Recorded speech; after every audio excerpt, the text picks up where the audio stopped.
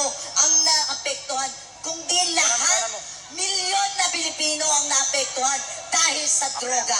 Nang dahil dyan, dahil droga rin ang umasak sa pamilya ko. Droga din ang dahilan kung bakit nagawa ng tatay ko ang nagawa niya sa ate ko.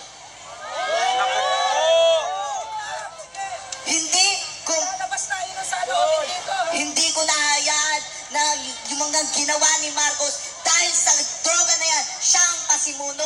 Dahil alam namin ng mga kabataan at alam din namin na magsasalita sila kung ano na naman ang sasabihin nila. Nasasabihin nila, ginagamit kami mga kabataan para lang magpaingay. Hindi!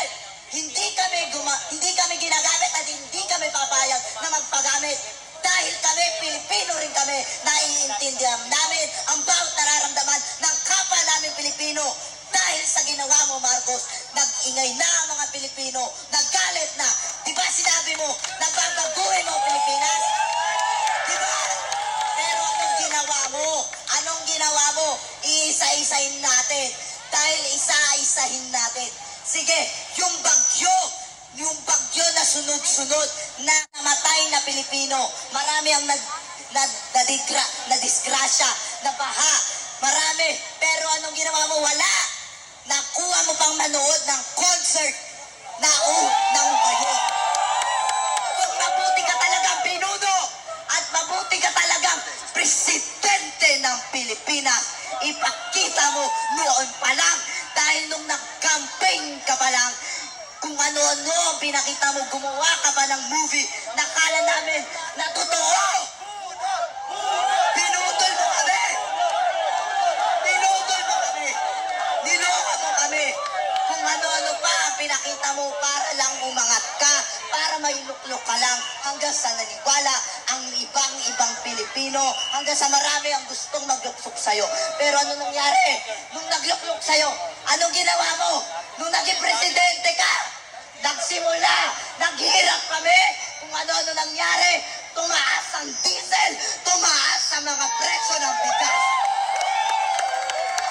Kaya kami nagagalit sa'yo, lalo na kaming mga kabataan na umanga sa'yo, lalo na ako, na akala ko mapapabuti mo ang Pilipinas. Pero anong ginawa mo? Kundi ng droga na lumaganap sa buong Pilipinas. Kaya nananawagan ako sa iyo sa Republika ng Pilipinas, sa buong Pilipinas, sa Malacanang, na uulitin ko, mag-resign ka na! Mag-resign ka na! Mga kababayan kong Pilipino, sabay-sabay nating isigaw, mag-resign! Mag-resign! Mag-resign! Mag-resign!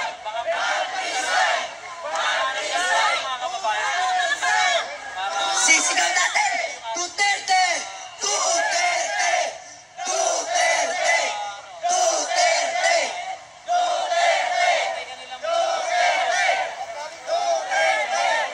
Ito na lang ang sasabihin ko sa iyo, Marcos.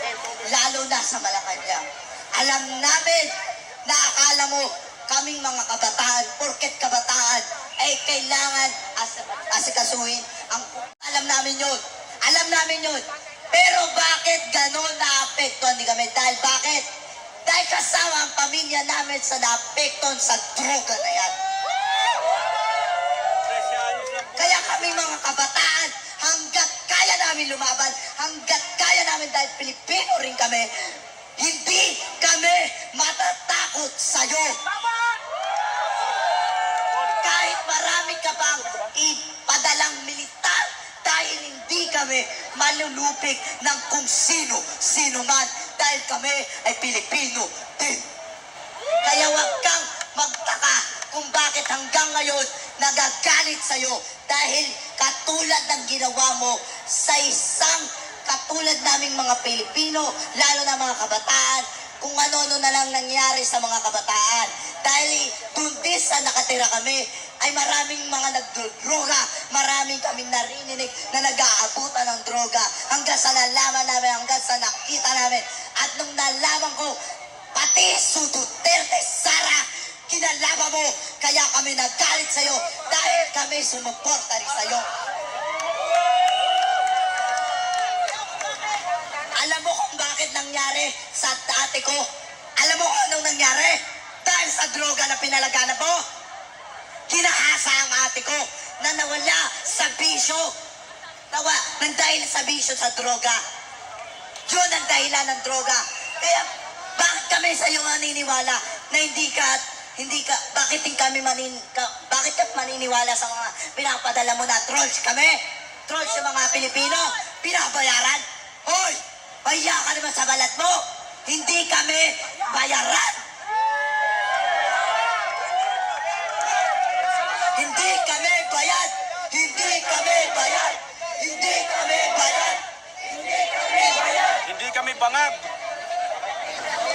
O ano? Inaano nyo mga Dutertes kahit walang katotohanan, natali ka. Kaya nananawagan pala ako sa mga Pilipino na nananatili sa bahay. Mahiya naman si Marcos. Kahit ano pa ang panakot sa atin. Huwag kayo mag-alala. Suportado kayo na buong Pilipino. Lumabas na kayo, mga kapwa namin Pilipino, lalo na mga magulang nyo. Huwag kayong matakot na akala nyo mapapama ka mga anak nyo. Kaming bahala, lalo na ako magpapatunay. Ako magpapatunay sa inyo na kami ang susuporta sa'yo, lalo na ako. Ikaw bata ka, nanonood ka. Alam ko nanonood ka dahil maraming lumaganap na social media. Alam namin kung bakit kami galit. Dahil hindi namin din gusto gawin to. Pero dahil sa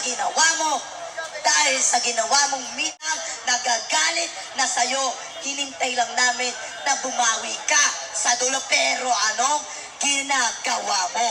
Wala. Hanggang sa nagalit na, hindi ba sabi mo, tigre ka? O sige, nananawagan ako sa'yo.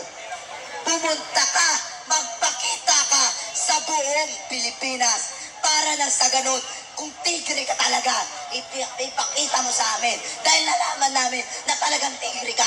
Dahil nilamon mo kami. Pero hindi kami magpapalamon sa'yo ng buo. Dahil kaming mga Pilipino, marami na kaming napagdaanan. Dahil kami isang matatag na Pilipino. Kami ay babangon na kasama si Inday Sara Duterte.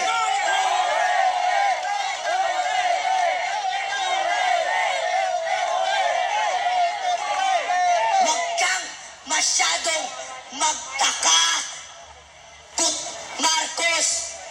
Marcos, hindi kami takot sa'yo, lalo na ang mga kabataan. Dahil kami, lalo na ako, palaban din ako. Hindi ako nagpapasubig kahit sa kanino. Ako ang isang Pilipino, lalo na ang mga kasama ko, kapwa Pilipino na naghihirap din sa Saudi. Minsan yung iba, nag-uuwihan pa para lang magpadala sa pamilya nila. Pero nung napahamak yung pamilya nila, hindi mo ba nakikita na naghihirap din ang mga Pilipino na sa ibang bansa? Hindi mo ba alam yun? Tapos ikaw, nagdodroga ka, pinapalaganap mo. Hayop, grabe ka talaga. Tuwag ka. Okay, maraming salamat po sa lahat na nandito. Kami po ang Star Image Fam. Kasama po namin ang mga anak-anakan sa namin si Majo at si Carlo. Hindi po namin sila pinalaki ng ganito. Nasa amin na sila ng 6 years. Simula nung lumalabas sila sa TV, nag-viral sila, hindi po ganito ang pagpapalaki namin. Pero kaya kami nandito sa EDSA ngayon, nilaan talaga namin yung oras namin dito. Kasi si Carla na ang ate niya ay ginahasa ng tatay niya. Yun po ang totoo. Hanggang ngayon nasa ng tatay mo. Sa kulungan, dahil sa droga yan. Yun po ang totoo, kaya kami nandito dahil sa kagustuhan ng batang si Carlo. Hindi po siya ginagamit, hindi po kami bayad, nandito kami para sa pagmamahal sa bayan. Ngayon lang nangyari sa atin to, di ba? Opo, tama po yun. Kung may